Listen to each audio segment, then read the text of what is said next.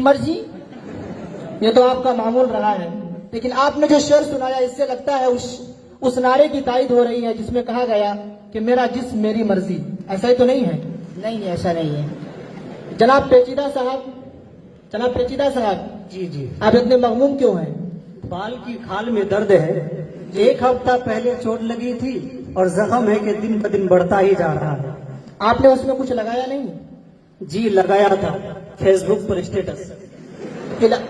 تو علاج بھی کروا لیتے ہیں. سوچا تھا لیکن ریچارج ہی ختم ہو گیا. بکواس بند کیجیے. آپ کی اسی حرکت پہ ایک شعر یاد آیا کہ کہیں گولی لکھی ہے اور کہیں مار، کہ کہیں گولی لکھی ہے اور کہیں مار، کہیں گولی لکھی ہے اور کہیں مار، تم دیکھنے سے ہی لگتے ہو دماغی بیمار. سامعین سنیے گا.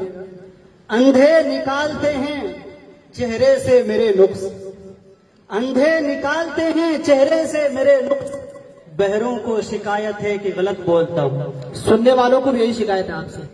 خیر چلیے، لیکن آپ دونوں اتنے تاخیر سے کیوں پہنچے؟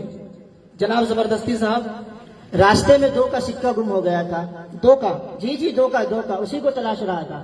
تو بہت بڑی رقم تلاش کر رہے تھے. جناب پیچیدہ صاحب آپ بتائیں گے کیوں لیٹ ہوئے؟ میں اس سکے پر پیر رکھ کر کھڑا تھا کہ یہ جائیں اور میں اٹھا لوں.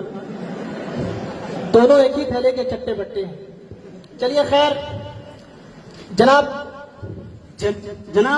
میرے والد صاحب ہسپتال میں ہیں. آپ کے والد صاحب جی بیمار ہیں کیا؟ نہیں وہ ڈاکٹر ہے. بکواس بند کرو. جناب زبردستی صاحب آپ ایک سوال کا جواب بتائیے. جی سوال یہ ہے کہ کولڈ ڈرنک نقصان دہ ہے یا فائدہ مند؟ کوئی پلا دے تو فائدہ اور اگر پلانی پڑے تو نقصان دہ. کنجوس کہیں کے. جناب پیچیدہ صاحب آپ نے امتحان دیا ہے؟ جی بہت دیا ہے. اس پر ایک شعر سنیے. سنائیے.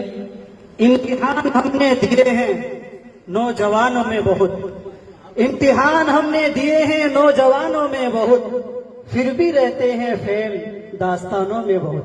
اب فیل ہو گئے. کیوں فیل ہوئے آپ؟ تو بھائی صاحب میں اس کی وجہ بتاتا ہوں یہ فیل کیوں ہوئے. آپ نے کیا تھا کیا؟ نہیں آپ سنیے پتا چل جائے گا. جی سنائیے. لگتا نہیں ہے دل میرا. اچانک سے آپ توجہ چاہوں گا آپ کے لیے. لگتا نہیں ہے دل میرا اب کسی سوال میں، لگتا نہیں ہے دل میرا اب کسی سوال میں، لگتا نہیں ہے دل میرا اب کسی سوال میں، کس کی بنی ہے یارو امتحان حال میں. کیا بات ہے. اور وقت دراز مانگ کر لائے تھے 4 گھنٹے. جی. اور وقت دراز مانگ کر لائے تھے 4 گھنٹے، 2 سوچنے میں گزر گئے اور 2 پوچھنے میں. کتابوں سے واسطہ نہیں ہوگا تو ایسا ہی ہوگا. جناب زبردستی صاحب جی آپ کوئی شعر سنائیے. سنیے گا. جی. ہزاروں خواہشیں ایسی. پیچیدہ صاحب دوائی صاحب آپ بھی سنیے گا. ہزاروں خواہشیں ایسی کہ ہر خواہش پہ دم نکلے. جی. ہزاروں خواہشیں ایسی کہ ہر خواہش پہ دم نکلے. تبائی صاحب سڑی ہوئی گرمی ہے باہر کم نکلے. بڑھیا مشورہ ہے. ہزاروں خواہشیں ایسی کہ ہر خواہش پہ دم نکلے، اور سڑی ہوئی گرمی ہے باہر کم نکلے.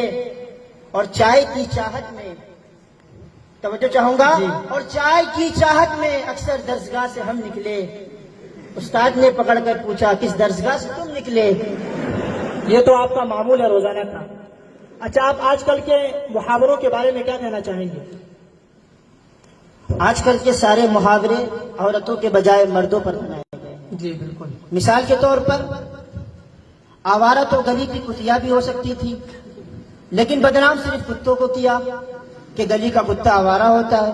بات تو صحیح ہے. اور اسی طرح جب مچھلی جل کی رانی ہے تو مچھلا کو بادشاہ ہونا چاہیے. جی بالکل. لیکن ایسا نہیں، اس کو درمیان سے ہی نکال دیا. مرد صرف اور صرف ظلم صرف اور صرف مردوں پر ہے.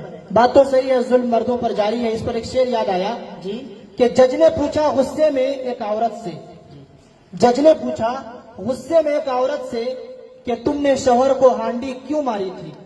جج نے پوچھا غصے میں ایک عورت سے کہ تم نے شوہر کو ہانڈی کیوں ماری تھی.